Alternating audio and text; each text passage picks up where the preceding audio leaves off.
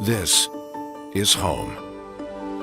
And our roots run as deep as the love we have for this place.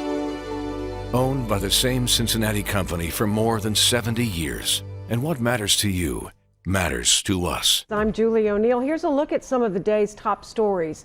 We are learning more about the victims of a deadly stabbing in Walton last night. Deputies were called to an apartment building on Overland Ridge around 9 to find 2 children and 1 adult dead with multiple stab wounds.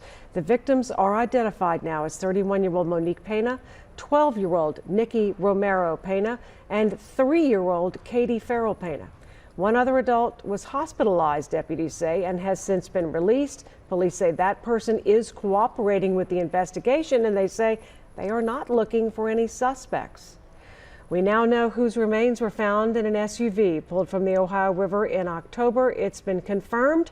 Investigators say the fibula, which is a leg bone found, belonged to Stephanie Wynn. It was the only bit of remains found in the 1998 Nissan Pathfinder. That vehicle also belonged to Wynn. She and her 2 children were last seen in 2002 when she left behind a note stating her plans to drive into the river. Since no other remains were found, the children are still listed officially as open missing persons cases. There are plans for more searches of the Ohio River once the weather improves. Tonight, the Cincinnati Public School Board will once again consider whether to move to full remote learning. CPS says the issue is staffing. Last week, more than 300 staff members could not work because of COVID, they say. Tonight's meeting starts at 6:30. We'll be there. Keep you posted on decisions. Catch those updates on WCPO 9 News at 7 and 11 and online at WCPO.com. Winton Woods joins local districts shifting to remote learning as of today. School leaders say Omicron is impacting them so much it is, quote, placing an overabundance of students with a limited amount of staff to provide effective instructional strategies. They say they will return to in-person in 2 weeks. Jennifer.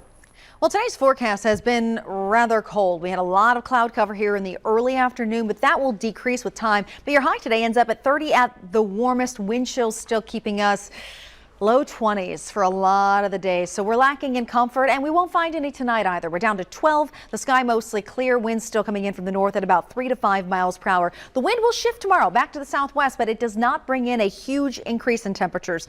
32 for a high tomorrow. It'll feel like the low 20s. Coming up, though, the one system we are eyeing for the weekend ahead.